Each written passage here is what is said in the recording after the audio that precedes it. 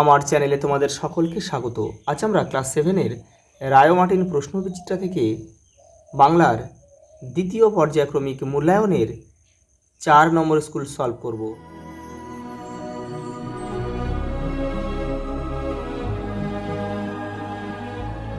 প্রথম প্রশ্ন দেখো, সঠিক উত্তরটি বেছে নিয়ে বাক্যটি সম্পূর্ণ করো। জনগণ মন অধিনায়ক গানটি কবে প্রথম গাওয়া হয়েছিল? 1911 খ্রিস্টাব্দে। প্রতি বছর 11,000 মাইল একবার উড়ে আসে কোন পাখি? টার্নস। কোন কাব্যগ্রন্থটি কবি সুকান্ত ভট্টাচার্যের নয়?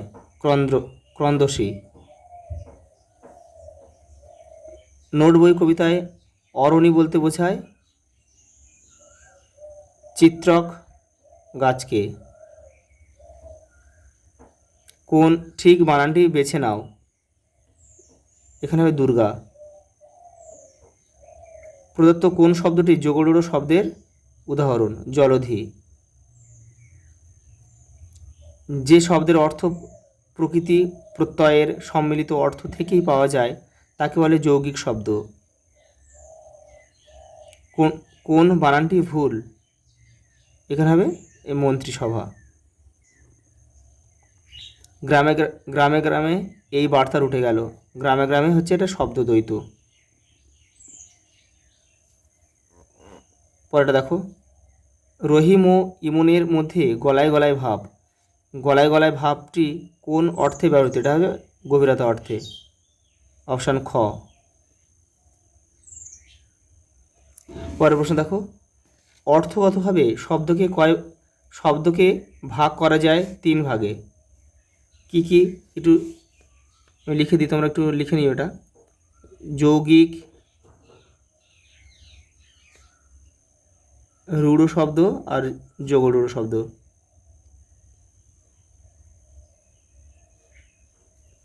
পরেরটা দেখো, প্রদত্ত কোন বানানগুচ্ছের সবকটি ঠিক?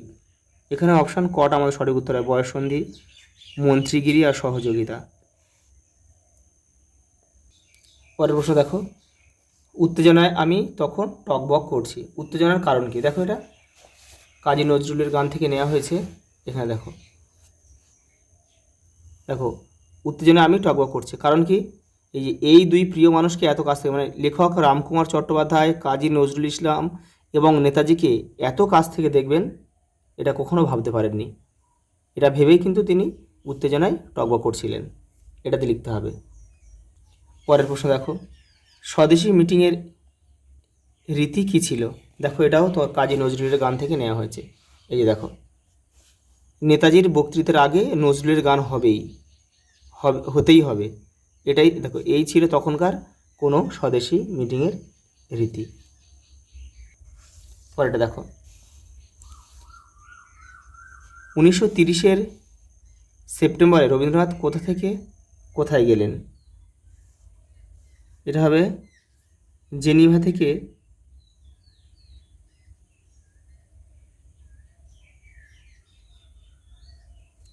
থেকে সোভিয়েত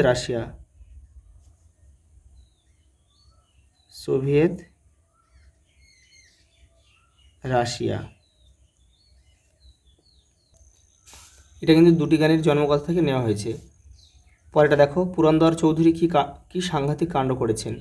দেখো, আমাদের টেক্সটে মেঘচোট থেকে এটা কিন্তু নেওয়া হয়েছে।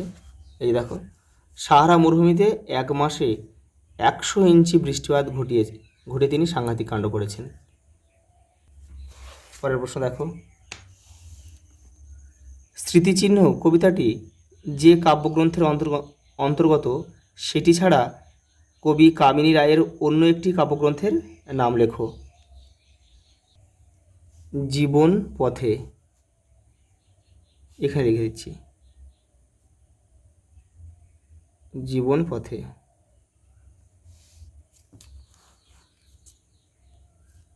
পরেরটা দেখো, ব্যস্ত ঘড়ির কাঁটা কোথায় গিয়ে থেমে গেছে? বৃষ্টিমুখর চিরদিনের থেকে কিন্তু নেওয়া হয়েছে এটা। বৃষ্টিমুখর লাজুক লাজুক গায়ে। পরেরটা দেখো,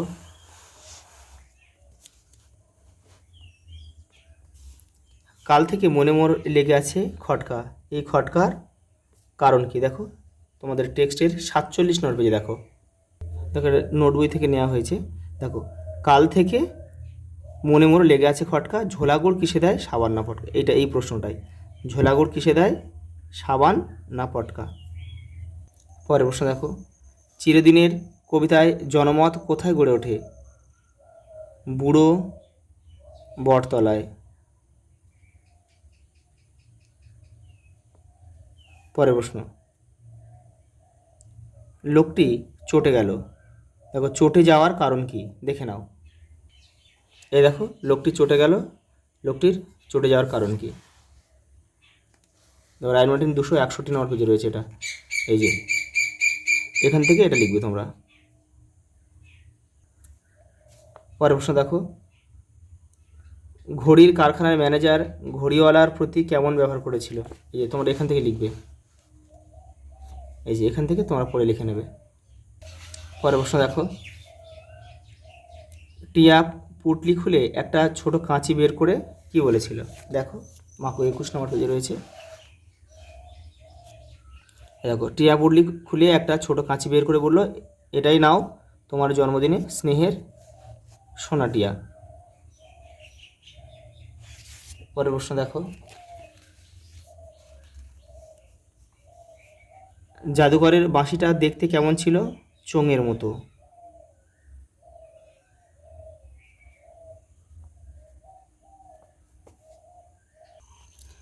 পরের প্রশ্ন দেখো, পুলিন বিহারী সেন জনগণ মন অধিনায়কে জয় হয়ে গানটি রচনার উপলক্ষ জানতে চেয়ে রবীন্দ্রনাথ ঠাকুরকে চিঠি লিখলে তিনি কি উত্তর দিয়েছিলেন? দেখো তোমাদের বইয়ের 64 নম্বর পেজে রয়েছে। দেখো এই যে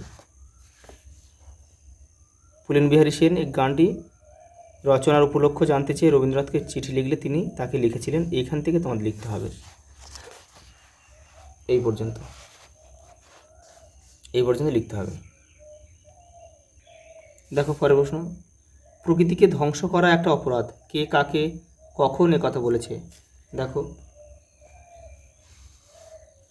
এই দেখো মেঘচোর থেকে কিন্তু নেওয়া হয়েছে। দেখো কার্পভের মেয়ে অসীমা পুরন্দর চৌধুরীকে বলেছে, কখন বলেছিল? পুরন্দর যখন অ্যালয় নামক একটা লেক স্ট্রেভারে ফেলতে গেলেন তখনই এই কথা বলেছে অসীমা। পরের প্রশ্ন দেখো, সভা একেবারে স্তব্ধ হয়ে গেল, কোন সভা কেন স্তব্ধ হয়ে গিয়েছিল দেখে নাও। কাজী নজরুলের গান থেকে কিন্তু এটা নেওয়া হয়েছে, এই যে এখান থেকে তোমাদের লিখতে হবে, এই পর্যন্ত।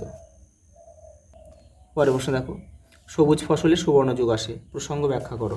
এই যে দেখো রায়ন মার্টিন 41 নম্বর পেজে রয়েছে, এই যে সবুজ ফসলে সুবর্ণ যুগ আসে। এবারেও কিছু রয়েছে, যে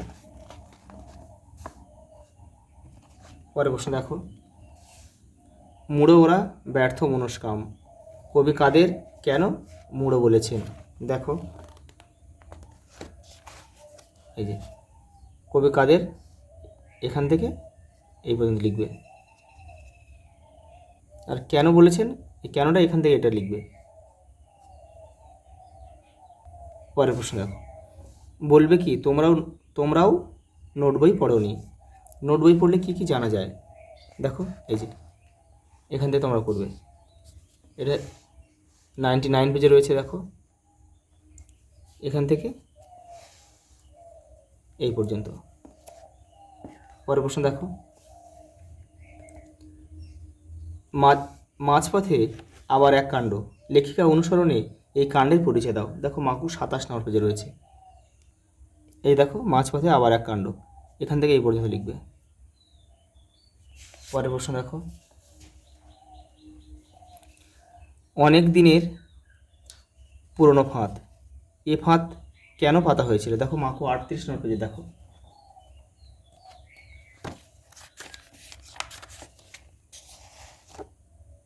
দেখো সরি এটা 38 নয়, এটা 34 পেজ হবে। এই যে দেখো অনেক দিনের পুরনো ফাঁদ, এখান থেকে এটা পুরোটা লিখবে। পরের প্রশ্ন দেখো, ঘাস জমিতে জানোয়াররা কেমন খেলা দেখিয়েছিল? দেখে নাও, রায়ন মার্টিন 259 নম্বর পেজে রয়েছে। দেখো এই যে ঘাস জমিতে কেমন খেলা দেখিয়েছিল জানোয়াররা, এটা লিখবে। আর রচনাটা তোমরা করে নেবে, এখানে অনেকগুলো রয়েছে, এখানে 3টে, তোমরা যে কোনো একটা করবে। আচ্ছা, এই পর্যন্ত, দেখা হবে পরের ভিডিওতে।